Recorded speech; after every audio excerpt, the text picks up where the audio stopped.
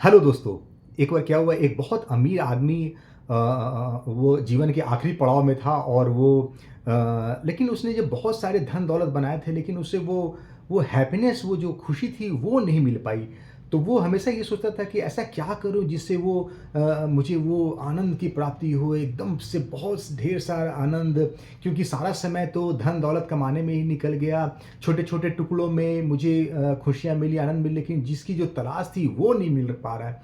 तो ऐसा क्या करूँ वो? तो हमेशा उसके सवाल जो थे वो दिमाग में चलता रहता था।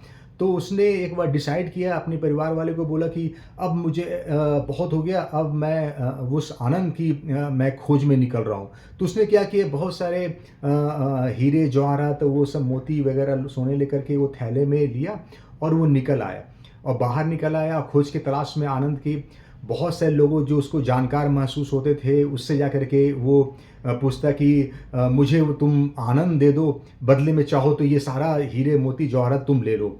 लेकिन आनंद कोई ऐसी वस्तु तो थी नहीं कि जो उसको कोई एक्सचेंज करके दे दे। वो जिससे पूछता था वो लोग खुद ही कन्फ्यूज़ थे और बोलते थे कि हम लोग भी उसी आनंद की तलाश में, लेकिन हमें भी वो नहीं मिला। और अगर तुम्हें मिलता है तो हमें भी बताना कि वो आनंद हमें कैसे प्राप्ति हो।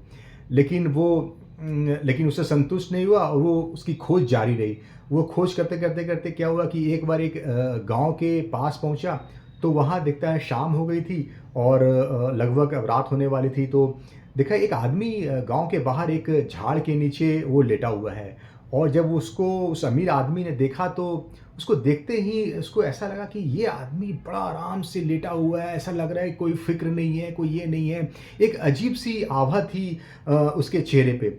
तो उसको लगा अमीर आदमी को कि शायद लगता है कि इसके पास वो आंसर हो मेरे क्वेश्चन का, शायद ये मुझे आनंद दिलवा सके। तो झट से वो क्या करता है, उसके पैर पकड़ लेता है, बोलता है कि बाबा बाबा उठिए, मुझे आपसे कुछ क्वेश्चन करना है। तो बोला कि क्वेश्चन करना है, क्या क्वेश्चन करना है?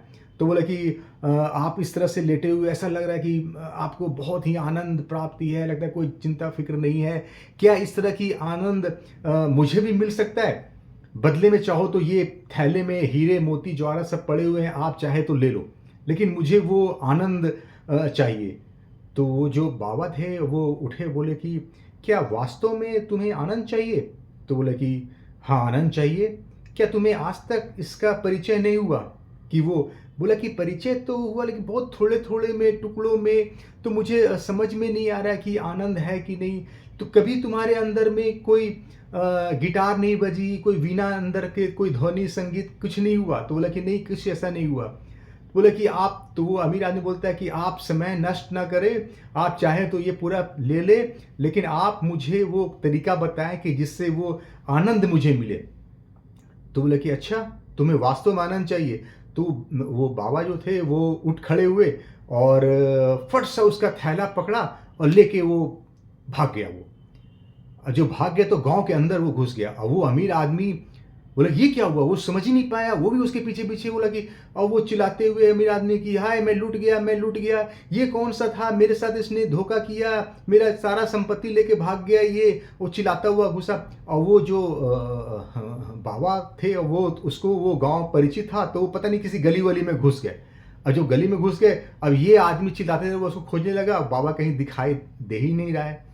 तो वो और भी चिल्लाने लगा, रोने लगा कि ये भाई मैं लूट गया। तो गाँव के आदमी और लोग सब जुट गए और बोले क्या हुआ, क्या हुआ? तो उसने बताया कि ऐसा-ऐसा हुआ, अब ये पता नहीं लेके कहाँ गया, मुझे किसी तरह से दिलाओ।